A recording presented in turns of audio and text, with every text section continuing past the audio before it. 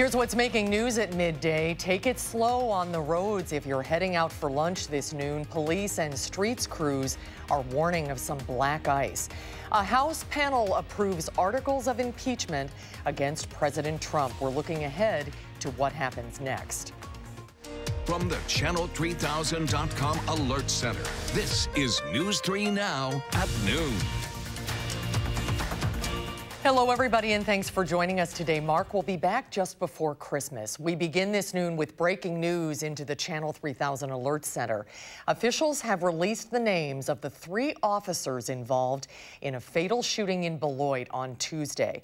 DOJ officials say Officer John McMahon, Sergeant Ryan Flanagan, and Detective Nathan Adams fired shots at 23-year-old Monte Penning. They have 29 years, 19 years, and 14 years respectively with the department. Penning's death is still under investigation. Let's get a check on the weather now. Chris Reese is watching the forecast, and is it still slippery out there this afternoon, Chris? It is still slick in some spots. I've seen several salt crews out trying to take care of the problem. When you look out the window initially, things just look wet.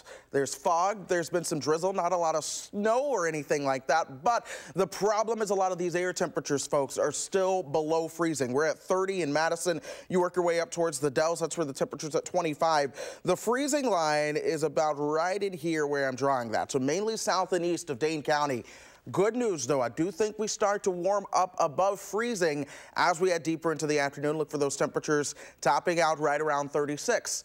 More bad news. The freezing drizzle continues overnight as those temperatures drop back down below freezing again, so we could see some more of these slick spots as we move into your Saturday morning as well. And we'll see those temperatures warmest earlier out throughout the day on Saturday as they gradually cool things back off into the afternoon. Thankfully, I think we start to dry out by Saturday evening. But folks, even though there's not a lot of snow or anything like that coming down, the drizzle and the fog can create slick spots. So make sure you're aware of that as you head out the door. All right, Chris, thank you so much. And as Chris just mentioned, you may have already been slipping and sliding on your way to work this morning. That black ice caused a crash on County Highways Q and K in Middleton. Madison police sent out a tweet warning drivers to be careful.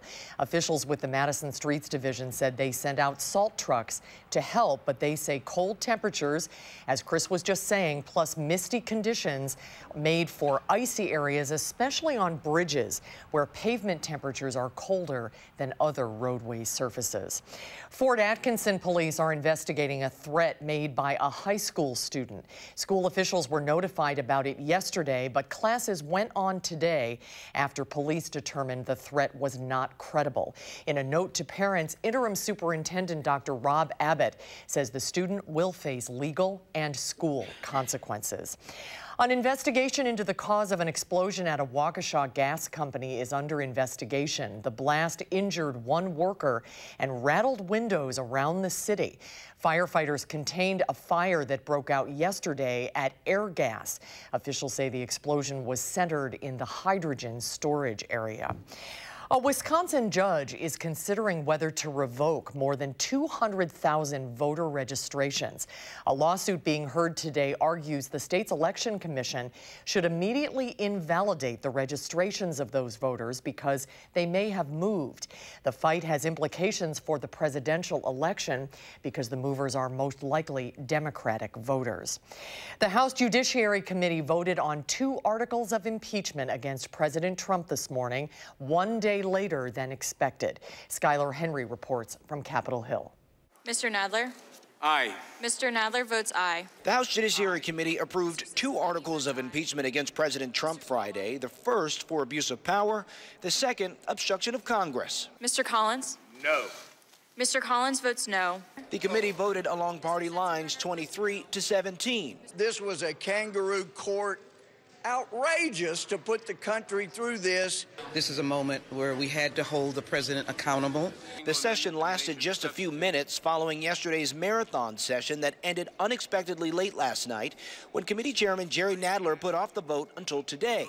I want the members on both sides of the aisle to think about what has happened over these last 2 days. and to search their consciences before we cast our final votes. Democrats say they moved the vote in the interest of transparency, but Republicans argued the Democrats just moved it for TV ratings. This crap like this is why people are having such a terrible opinion of Congress. President Trump once again called it a hoax. He tweeted, "How do you get impeached when you've done nothing wrong?" The full House is expected to pass the articles of impeachment next week, and then it goes to the Republican-controlled Senate for trial in January. Senate Majority Leader Mitch McConnell says the result there is a foregone conclusion. We all know how it's going to end. There's no chance the president's going to be removed from office. McConnell says he's coordinating with the president's lawyers, so they're all on the same page. Skyler Henry, CBS News, Capitol Hill.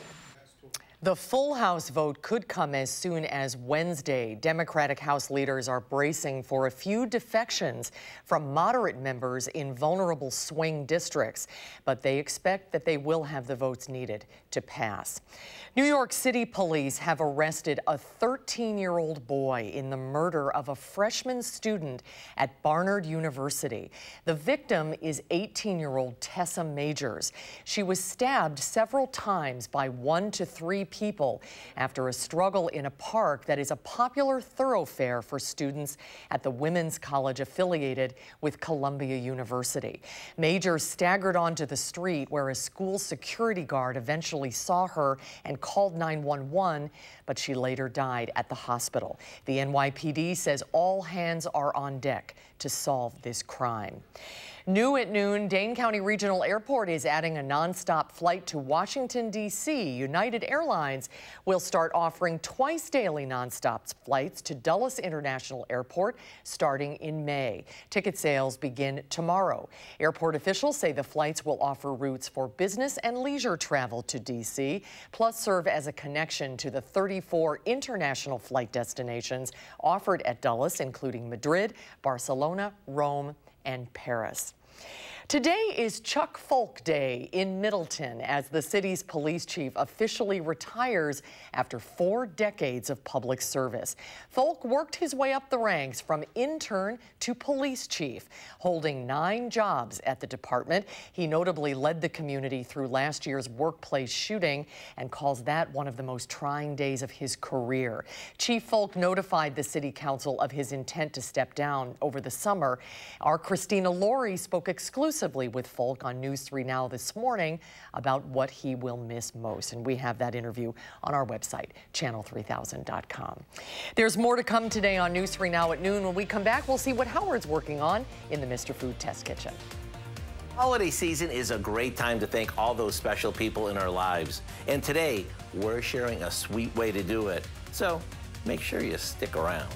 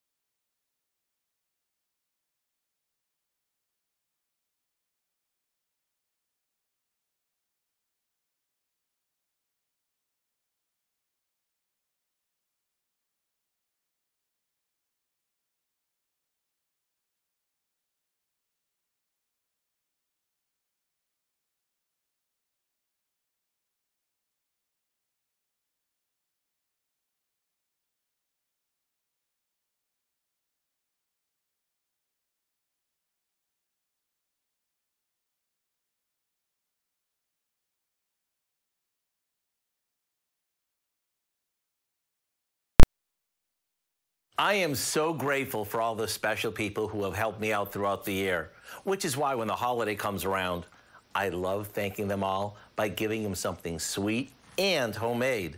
This year, I've decided to give gift tins brimming with our decadently delicious Holly Jolly Fudge. Let me show you how easy it is. The first thing we do is combine some butter with sugar, heavy cream,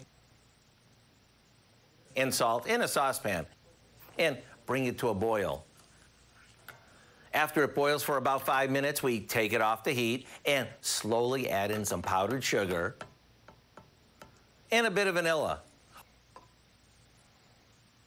Once it's super smooth, we stir in some red and green candied cherries that we've coarsely chopped up. This gets spooned into an 8-inch baking dish. Then we pop it in the fridge to set before cutting it up. While it's setting, you might want to run out and pick up a couple of gift tins or gift boxes, which you can probably find on sale right now. There's nothing nicer or more personal than a homemade gift made with lots of TLC. So whether you need something special for a teacher, hairdresser, or a coworker, this is the way to go. To get the step-by-step instructions for our Holly Jolly Fudge, simply visit our website. I'm Howard with Kelly in the Mr. Food Test Kitchen, where today we found a fudgy holiday way for you to say, ooh, it's so good. Thank you, Howard. Roads are slippery out there this noon, and that could continue today with a chance for drizzle or flurries this afternoon. And look at that thick fog from the tower cam. Chris Reese is watching the weather, and he'll have the forecast when we come back.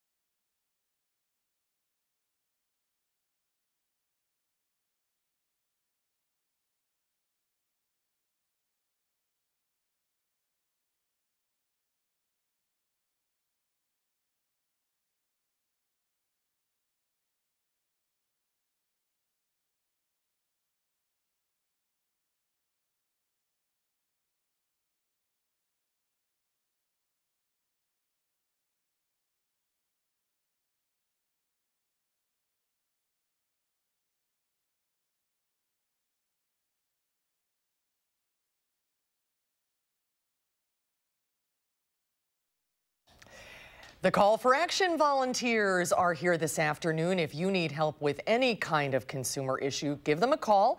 The number is 270-2833. They are in the newsroom right now. They'll be here until 1 o'clock this afternoon. And a reminder that this service is available every Monday, Wednesday, and Friday between 11 and 1. Let's take a look at stocks at the noon hour. The Dow is up about 5 points. The NASDAQ is up 25, and the S&P 500 is up 2. Let's check in with with Q106 Farm Director Pam Yankee. It's Friday. Pam, how you doing? Not bad, not bad. So far, so good. We'll see how easy it is to make it up to Lambeau for that last game on Sunday. Well, until playoffs, anyhow. Let's talk a little bit about what's happening in farm country. It kind of started yesterday with all the positive comments about what is not transpiring with China, namely more tariffs. The markets took off yesterday, and our corn and soybeans, as well as wheat, still hanging in there pretty good on the midday for a Friday. We are continuing to monitor what's going on with the U.S., Mexico, Canada agreement as well. So some of that enthusiasm is slipped in to what's happening with corn, beans, and wheat on the midday. The Wisconsin Water Task Force starting to wrap up its information gathering process. I got a chance to visit with Representative Todd Novak from the 51st District. He chaired that water task force and said come January they are going to start putting legislation into place to take care of some of the issues, at least what they can. He was quick to point out that their number one concern is funding of conservation efforts on the county level. That basically be our land conservation positions that have largely been funded in some areas of the state. They want to concentrate there, and he said we need more data. He said, if anything, off the 7 months worth of public hearing and information exchange that he's been involved with, he said we need more data to tell us the science behind what's happening with our water and our water quality. So there is still work to be done. They're going to start rolling out some of those initial legislative suggestions in January. Barrel cheese again today, down 6.5 at 169.5. 40-pound black cheese also down 6 at 179 3/4. Double A butter dropped, actually gained a half a cent today at 196. That's a pretty precipitous drop in our barrel and black cheese price this week, Suze. I'll have all the details on why coming up front part of next week. All right, sounds good. And be safe on your drive up there this weekend. Thanks. Have a good one, Pam. Have a good week. We'll see you on Monday. Let's head over to weather now. Chris Reese has the latest on the forecast. Wow, you still can't see anything through the tower cam. You really cannot. This is the tower cam looking towards the east. You can see the roofs of some houses very low, but there is still a lot of fog out there, folks. Visibility has come down for a lot of areas. We're at 2-mile visibility in Madison, though, and I do have to say this is where some of the core of the thickest fog actually is. Things begin to clear up as you work your way south and east of the Madison area. Here's the Edgewater sky camera right now. Still plenty of fog out there. The problem, the temperature is at 30. That means the drizzle that comes down from the fog does freeze on contact with a lot of the pavement surfaces that are below freezing as well. But pay attention to what happens as we go through the next couple of hours. I do believe we begin to see those temperatures warm up above freezing. That should work in favor for the evening commute time. We could also see some showers or flurries coming through as well. None of those are out there right now. Places like Sun Prairie are dry outside of the fog. You're dry outside of the fog in Cross Plains and Mount Horeb as well. And then as you work your way down towards Janesville, a lot of that fog begins to lift. So you are just dealing with the cloudy skies. Same for our friends down in Beloit. But pay attention to what's happening as you work your way just to the west. This is where over about the past 6 hours or so, we have seen a little band of some snow trying to work its way into Wisconsin. The problem is I think it's running into some air that's just a little bit drier. So I don't think the full band makes it in here. But I do think we'll see some flurries from that as we go through the afternoon. Notice future track showing most of that activity towards the north. Our temperatures making it into the mid-30s, but the clouds and the chances for flurries do stick around as we go through tonight and into tomorrow as well. Check this out. Midnight, the temperature's at 32. That's going to be our high for tomorrow. We start to cool down towards 27, so you're waking up at 6:30. We may warm up a degree or two towards the low 30s again after sunrise. Here we are at 8:30. 32 degrees. Pay attention to those winds now coming out of the north and west. We begin to cool down as we move through your Saturday. So by Saturday afternoon, 3 o'clock, temperatures will likely be into the 20s at that point. We're cooling all the way down into the teens as we get you towards Sunday. Sunday itself will be a sunny day as we wait for the cloud cover associated with the next system to come our way. I think the snow with that primarily stays to our south. And if you were hoping for a white Christmas, folks, I think that was the chance to get it, because the next system coming our way towards the 20th may not be all that much, and it actually may be just warm enough for rain. This is as we're looking at a warmer than normal pattern across much of the country going up through Christmas, but we do have at least the slightest chance of parts of the Midwest being above normal in terms of precipitation. But here it is, the odds of a white Christmas, if you've been dreaming. we may have to keep dreaming. Fingers crossed for a miracle, but those chances continue to go down as the storm systems, oddly enough, pass to our south. So I think north of us and south of us will have a white Christmas. Here, I mean, you see the forecast. It is a dry stretch throughout all of next week, but I'll keep my fingers crossed for a Christmas miracle. We'll see. Snow would be better than this slippery, yes, icy it would stuff. be. It's the worst. Oddly enough, snow would give you more traction than what we have out there now. We burned the dice at Halloween. That's when we had our big snowstorm. Remember that? Seriously, yeah. And we haven't had really much of anything since. That's we'll true. see. Yeah. All right. Thanks a lot, Chris. My pleasure. When we come back, we're learning about different uses for drones all the time, and we'll tell you about a state trooper who used the technology to find a lost puppy when we come back.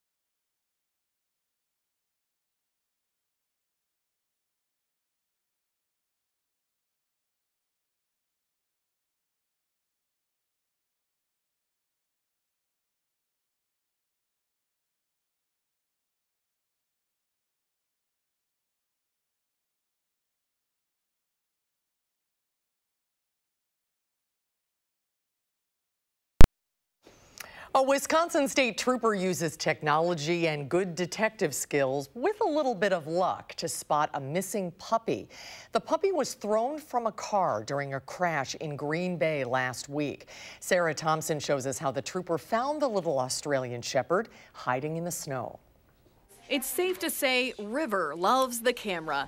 The 12-week-old Australian Shepherd lights up the room at Bay East Animal Hospital, where he spends his days while his owner is in the hospital, recovering from serious injuries she suffered in a car crash on Highway 57 near UW Green Bay last Friday. River was in the car too when driver Bridget Jones hit a dead deer in the road and flipped into the median. She thinks she was thrown about 100 feet, and somehow River was tossed out too. Rescue personnel came, they were treating her, and she was asking about her dog. So apparently they searched the area and never could find the dog. That was before 8 a.m. By 2 that afternoon, Wisconsin State Trooper John Jones heard about the missing puppy and the search teams that had formed along that very busy highway. We had people from all different ages and and physical abilities that are trying to run across 2 and 3 lanes of traffic when cars are coming at 70. Jones sent them to search safer areas and put up his drone, using it as a training mission to brush up on his skills using the department's 7-month-old new technology. I could see areas where the dog wasn't, so you could clear those areas quickly. But he found a few spots where he thought he saw paw prints, but could only check by foot. So I got down and I looked into this hole, and he was in the whole arm length, and I saw something moving in there, and I thought, well, it's a puppy or a badger. I'm going to come out either a hero or they're going to be mad as why would you stick your hand in a hole and you got your fingers all chewed up. But he went for it anyway. And eventually his little nose came out and sniffed my hand, and then he got a little closer and I petted him, and as soon as I could get a hold of a collar, boom, he's out of the hole. Out came a shivering and scared River 8 hours after he'd gone missing. Then he was all licking me and like, oh my God, somebody found me. And there was people up on the right-of-way fence that are all cheering and jumping up and down. Bridget reunited with River at the hospital, where we talked to her by phone today, telling us hearing he'd been found brought everyone to tears and was the best feeling ever. These are important resources, but we can't come to every lost dog, lost cat. In this particular case, I used it as a training opportunity. In a way to prevent possible injuries to searchers, Jones sees these drones as an invaluable addition to the State Patrol for search and rescue, crash reconstruction, and mutual aid. The drone is a tool, so you're not putting anybody's lives at risk because we can do this from a mile away. And in this case, find even the tiniest of treasures. We love a happy ending. Let's get a final check of the weather now with Chris. The clouds stick around as we go through the rest of this afternoon. Some of that could create more slick spots with the fog out there as well. Be very cautious as you begin to head out the door. 32 for the high Saturday. We don't get out of the 20s Sunday, Monday, Tuesday, Wednesday, or really all of next week. But we do look to stay dry. Plenty of sunshine, very little snow. All right, Chris, thanks so much. Thanks for watching, everybody. Have a great afternoon. We'll see you back here for Live at 4.